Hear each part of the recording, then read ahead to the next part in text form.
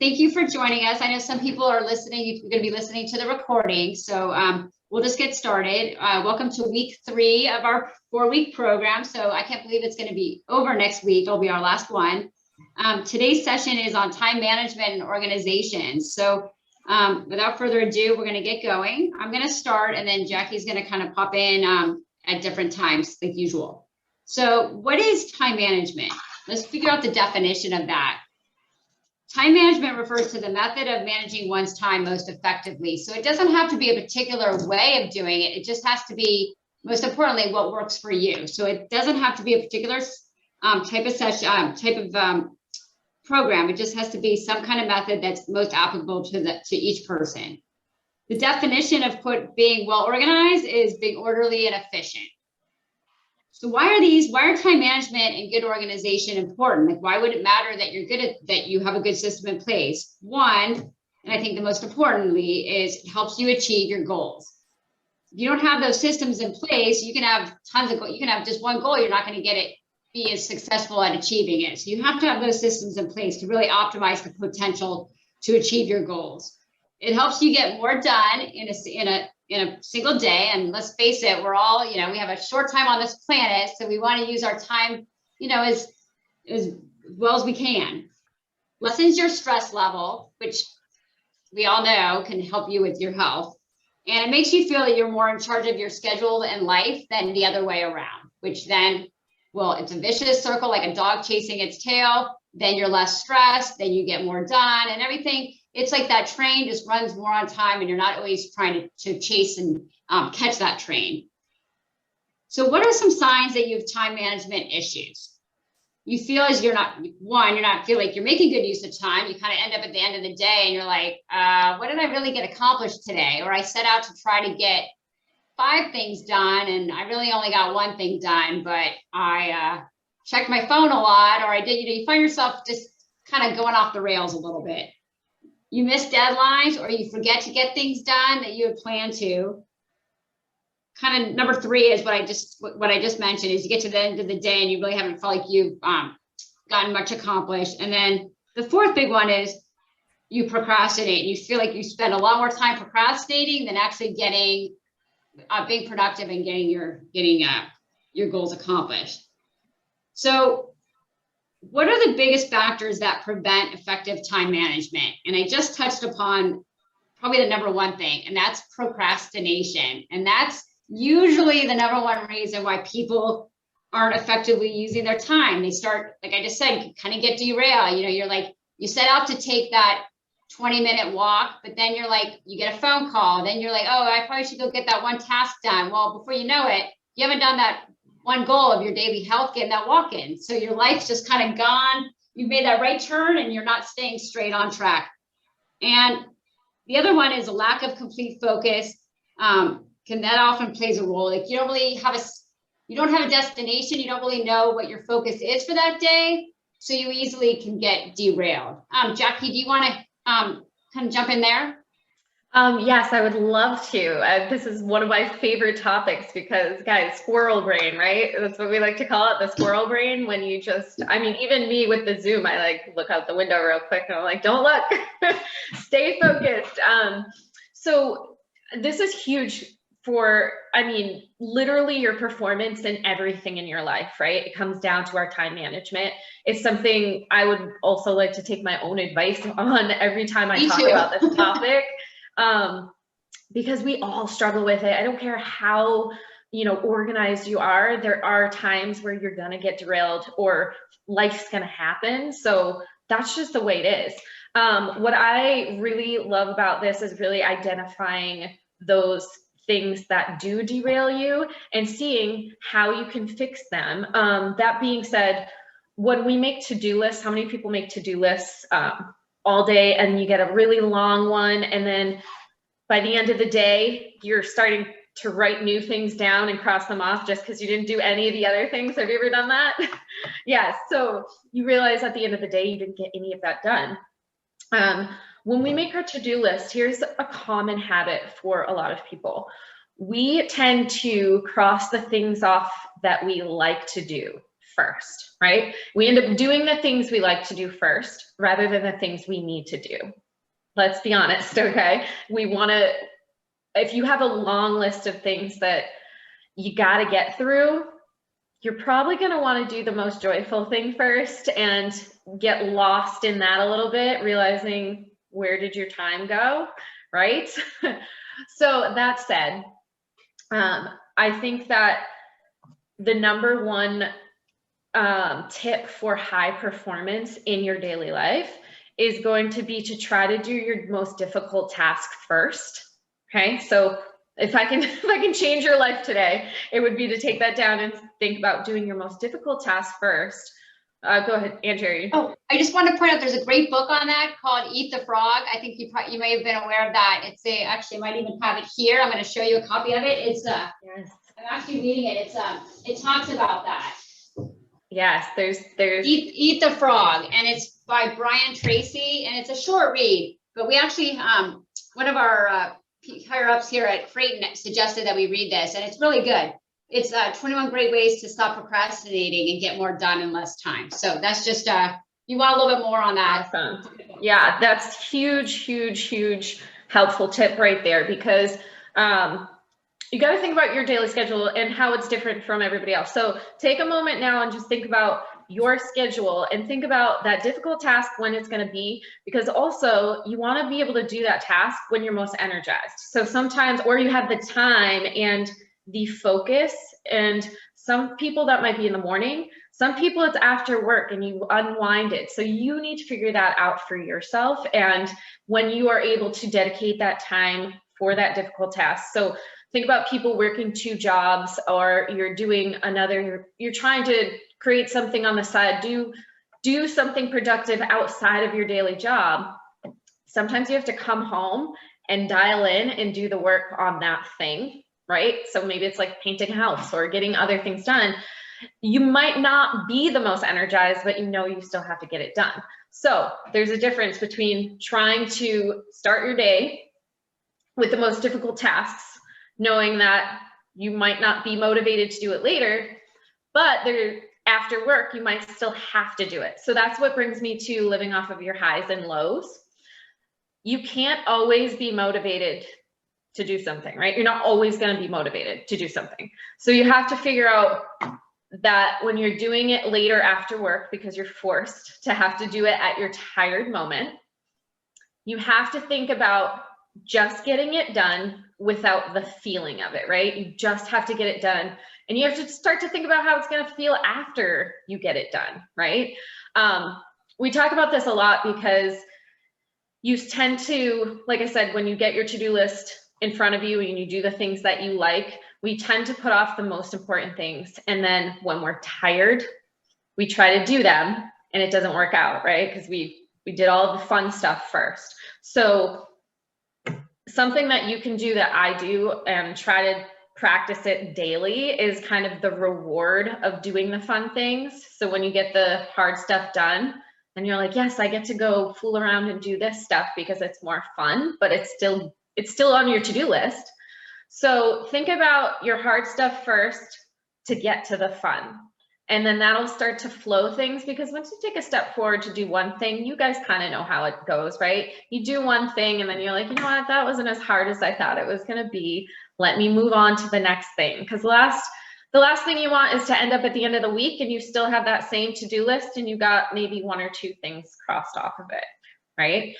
Okay, back to you, Andrea, if you want to add in, keep going down that list. Sure. I'm just going to also, I just want to make a note because I know a couple of people came in a little bit later. So I am going to send out a sheet of what we're talking about too, so that if you missed anything right at the beginning. And I think one point that Jackie touched upon is, again, it gets back to that knowing yourself, knowing what works for you. And that's going to really, just keep that in the back of your mind, that's really, it's kind of the root of all of this. I'm just going to touch upon kind of 2 main schools of thought in the whole time management organization realm. And one is called the Eisenhower decision matrix. And that's kind of known as the 4 Ds of time management: do, defer, delegate, and delete. And basically it's figuring out what's urgent, non-urgent, and important and unimportant. And it basically gets back to kind of what Jackie was saying about completing your most important tasks first, and then leaving the less ones for time when time permits to get the lesser important ones done. So it's just kind of same kind of concept. And then the other one is called the Pareto principle, and that's the 80-20 rule. And that basically is the concept that 80% of your results come from 20% of your effort. So 20% of efforts really have the largest, can have a huge impact on the outcomes. And then the other one is called the POSEC method, and that's a 5-step process, and that's based on, I think we all remember from school, the Maslow's hierarchy of needs, and that's still kind of the same concept. Prioritize your most important things, get done first. Organize, have a strategy of how to complete those tasks. Streamline, so focus on the ones that you don't want to do but have to get done. So like I use examples of laundry, dishes, just those daily chores that we have to get done. Try to get those done most efficiently, and minimize the time that you have to spend on those, but you still have to get them done. Economize refers to tasks you enjoy doing. So those are your hobbies and your leisure time. And then contribute, and those include your social obligations. So those are all things that go into play in what our lives are comprised of. So those are just using that 5-step process. And then my part, I just wanted to kind of finish up with 12 items that would kind of tips for time management and organizational strategies. So utilize time blocking, kind of block off large sections of your calendar every day for a specific task or activity. So kind of like streamlining your cleaning. Let's say you have to get laundry, like I just use that example, laundry, dishes and stuff. So block off, okay, I'm going to spend an hour doing those. I'm going to get all those tasks done that are kind of house oriented. And that'll be my time that I've blocked off for that. Then I'm going to block off an hour or 45 minutes for responding to emails, but I'm not going to get lost in that so long that then it derails all my other chores for the day. This was hard for me. I always almost want to like do a pat on the back for multitasking.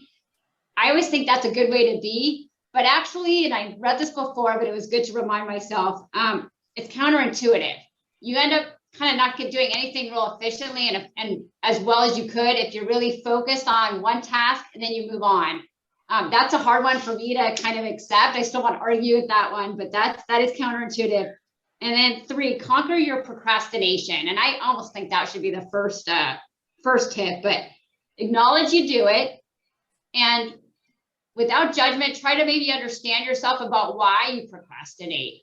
I noticed I had just written up my program for this on Saturday. Yesterday, I'm trying to help my daughter with a paper, and I was preparing some other stuff for the week. And I started procrastinating. I'd sit down at my computer.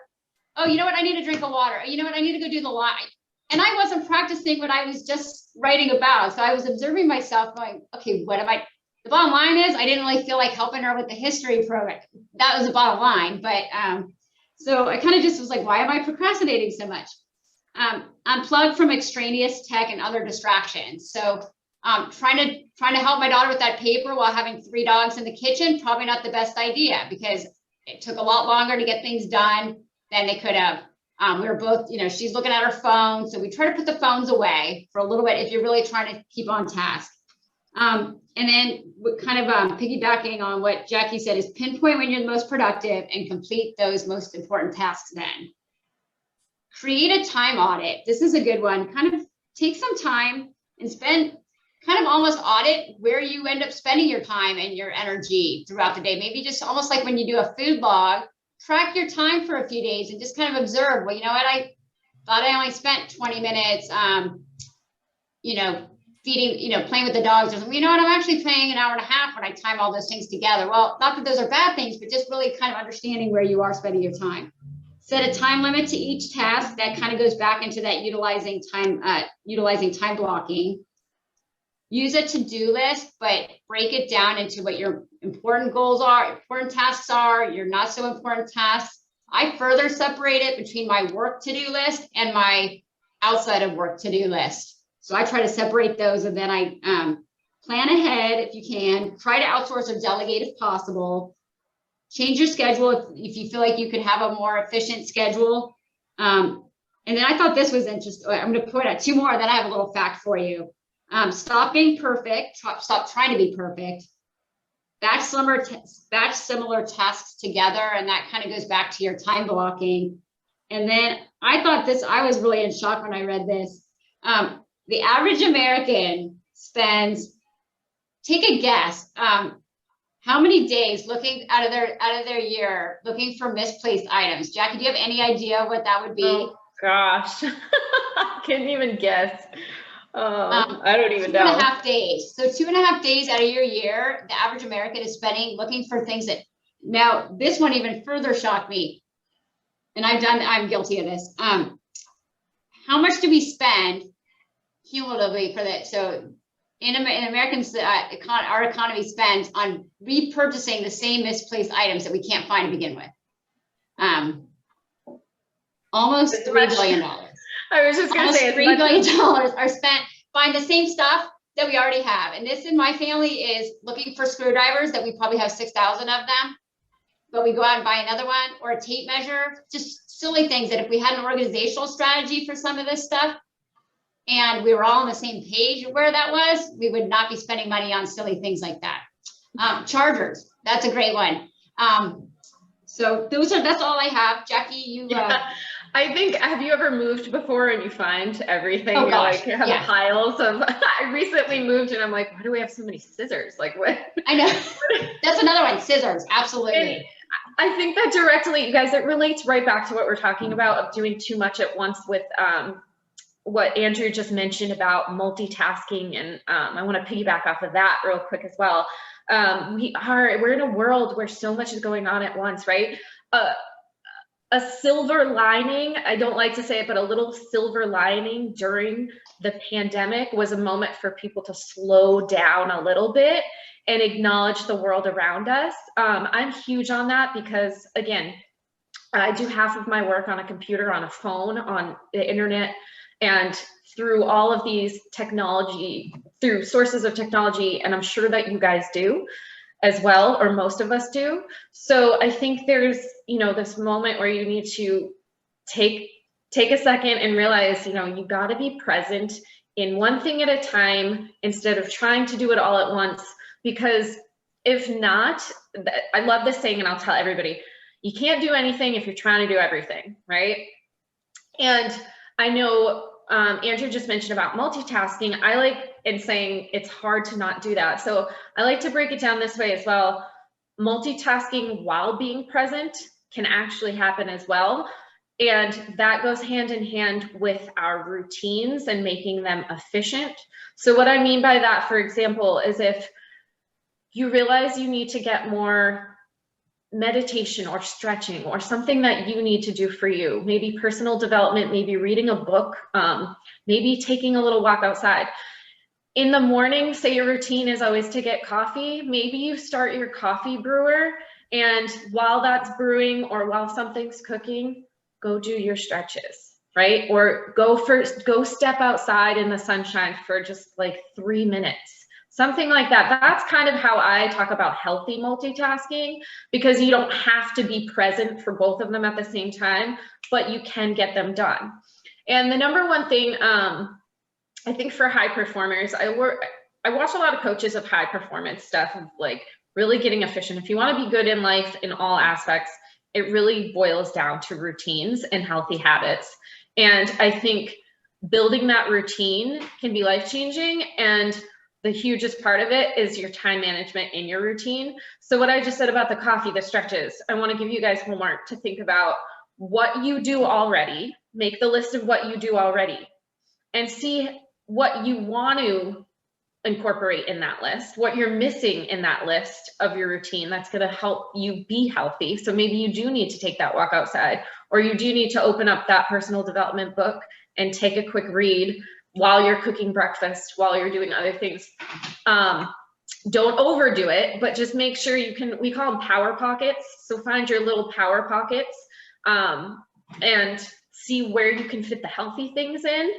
And remember that, slowing down is always actually going to speed you up. So take those moments. We talk about, my example in exercise always is working out. So a lot of people like to race through their workouts. You know, I think Andrea can agree sometimes if you're teaching, both of us are trainers, and people just want to rush through because they want to get it done. But the point about exercise is actually to train your muscles to do new, better things to help injury prevention or to get stronger. So if you're rushing through those moves, your muscles aren't actually doing the things that they need to do, and your brain isn't sending the messages to your body to move the muscles that you're trying to strengthen. So you need to slow down and be mindful of what you're doing and when you're doing it. And that's why taking one thing at a time is so important. Being present is so important. And there's another book that I like to, so two things, I'm gonna leave you with a couple of little nuggets of information that are great. The compound effect. So this is a holy grail. I was just telling Andrea, like, we've been kind of taking some information out of this book. This is my handy book that I go to for life. It's the compound effect. It's about repeat, repeat, repeat, build things, keep accumulating good habits, and then they turn into these easy things that you do every day that once used to be hard, then they become easier. This is a great, great book, easy, quick read to just keep around if you have difficulty with any of the topics that we've been talking about. Goes on everything in life. But there's another one that directly going in hand with being present is called Think Like a Monk by Jay Shetty. I don't know if anyone's heard of that. He studied with monks, so monk mentality of being present where you are. And getting more efficient because of that. So if that's something that interests you, that's a great read. But something that Darren Hardy says in The Compound Effect is, I love how he says this. It's like, if you've ever worked in a restaurant or store or retail, everybody probably has. At the end of the day, you cash out, right? So he refers to that in the same way we do at the end of the day in our present life.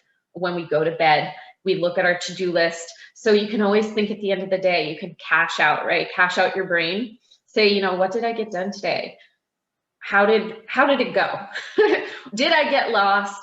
What's on my list still? Not to stir your brain up to go like anxious. Oh my God, I didn't get things done. Just give yourself a quick cash out. Cash out the day, let it go. And this is that time where I really like to talk about that gratitude check, right? So talking like the things you're thankful for that went well that day, that maybe didn't go so well that day, but you still have something to be grateful for no matter what it was. Take the moment to acknowledge that stuff. Even if it was the worst day ever, there's always something to be grateful for. And use that as part of your cash out for the day, because that'll let your brain relax and just let it go. And then the next day you kind of know what you need to get up and go to first thing in the morning or at your highest performing time. You know what's ahead. You know that you just need to buckle down and do it. And you know that you're not perfect. Nobody is. So you do the best you can. Yeah, I think that's all I really had on my list here. This is such a big topic to start and discuss and go through. But you guys have some tools now too, and some tips that might be helpful to really set your mind in the right place as you're going through and getting organized, and no matter what part that is for your life. I thought of a topic that was great, Jackie. Thank you. I also thought maybe a topic that we could do for a future one would be really exploring procrastination, because I think that is just, I think we all do it to some extent.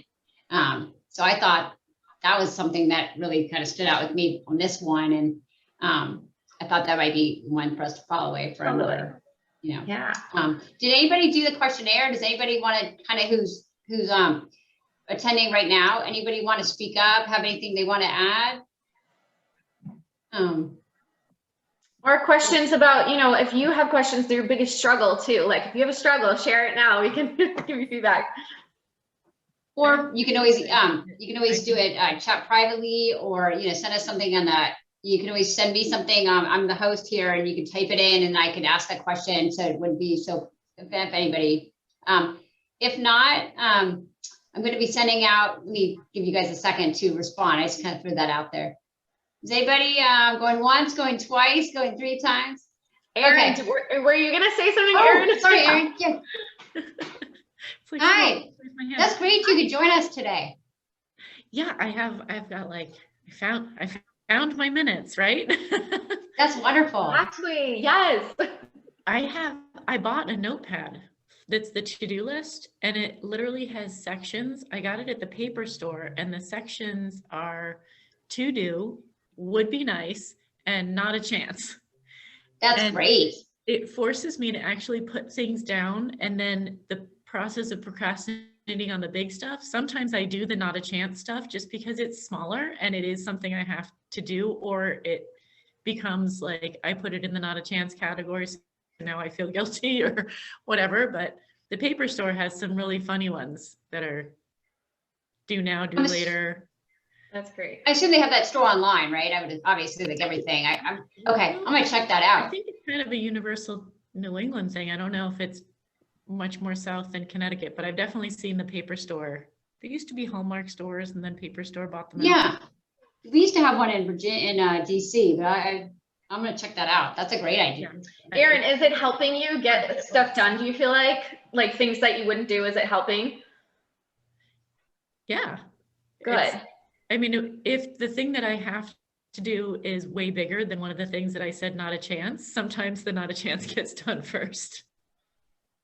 Good. And I think we all have days where we're probably not gonna, we just don't have the mental energy to eat the frog. So that might be a day where, if it's not an everyday occurrence, you're still getting something done more so than nothing done off the list. So there's some days I think you have to kind of like just understand where you are and really say, is this a day I can dig deep and really get those big tasks done, or is it not? And there's like 5 lines in the to do, and then there's only 3 in the would be nice, and there's only 2 lines in the not a chance. So it structures itself so that you structure it that way. You're supposed to focus on the top of the page. Right. Does anybody else want to add anything? You guys too, this is such a great topic if you kind of work through your routines now and just take this week to practice some time management, because next week we're going into decluttering, which all of these topics have been really just, been piggybacking each other for a purpose here, because now that you've got the routine down and you're seeing how you can get more efficient with your time, then we can talk about decluttering our brain, our space, our everything. And then at the end of this, the hopes is that you can kind of combine everything back together, because we started with our goals. So even if you're getting off, Andrew was talking a lot about procrastination. If you're getting off your routine and you're losing that time, or you feel like you're losing time, I mean, again, look back at your goal. Do the things that line up with your goals. So I say that about nutrition, about exercise, about whatever you do in your life. Always ask yourself, does this line up with my goals? If your goal is to maintain in health and wellness, and you're not trying to, lose weight or get to a specific thing, maybe you are going to go have a glass of wine with your girlfriends, and that's cool. But if you're more disciplined on another routine in a different place, maybe you're not going to do that. So think about those things. If it lines up with your goal, then go for it. But if it doesn't, your goals line up with your values. Exactly. All of it. All of this is just, this is really creating long-term healthy living, not just for today. I say it every week in here, not just for today, this month. I know some of you come in with just as simple as like a water goal. I need to drink more water. That is just as important as any other goal. And that's actually the number one important goal. I don't think any of us drink enough water, myself included sometimes. So whatever it is, just keep doing the things and train your brain instead of the negative self-talk. Train your brain to start thinking about those things, about asking yourself, does this line up with my goal? Cool. All right, I guess I'll do it. Because I was talking a little earlier about the highs and lows. When you live off of that, it's hard to articulate, I feel like, but if you know what that feels like, oh my gosh, I want to do this because it makes me feel so good, and if you're constantly living off those highs, you are going to get derailed, because you're only going to do the things that make you feel good. And that's tough, because like it's cold out, you want to make soup, you're like, ooh, I want to make soup right now, and you're like, I don't have time to make soup right now, that's not what is on my to-do list, and you just do it anyways. You got to think about that stuff. So I say, yeah, just always be thinking about those first goals you made when you walked in here. We're heading into week 4. We're going to talk about decluttering and then put it all together and hopefully head into the holidays feeling really, really good. I think one thing, that we haven't mentioned that I think we should all maybe take that, I think might be helpful to kind of take a step back is, let's all try to find, like, at the end of the day, when you're talking about, my to-do list and what I have to get, kind of doing that cash out, try to find something in your life that you could that happened that day that kind of made you smile or laugh, because I think also that helps feed your brain. But even if your day ended up being chaotic or something, like, there's something that you could probably look back on and just had a silly, maybe you had a silly interaction with your daughter or with your pet or a coworker, whatever it is. Just find something that maybe can just make you smile or laugh for just even if it's 20 seconds. I think that can get you through a lot of hard times, and it can also just get you reframing that brain. So you're gonna, I just think we haven't really mentioned that, and I think that's something that's just so healthy for all of us.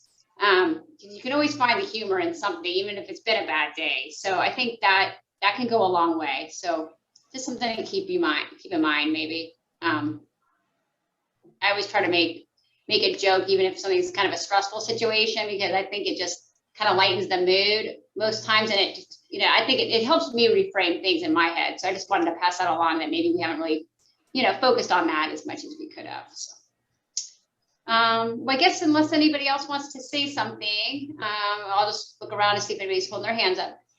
Thank you. This was great. I thought, for something to focus on, and this brings us to the conclusion of week 3. And like Jackie mentioned, we'll be finishing out our program next week, and we'll talk a little bit more about the compound effect as well. So if you've been able to read it, or if you have a chance to read it this upcoming week, that would be great. And we're going to be sending out the recording as soon as it's ready, along with the notes from today. And thank you so much for either listening to a recording or joining us live. So yes, thank you guys. We appreciate it. Taking the time to be here. Thank you. Same time, same place next week. Bye-bye. Thanks. Bye, guys. Bye.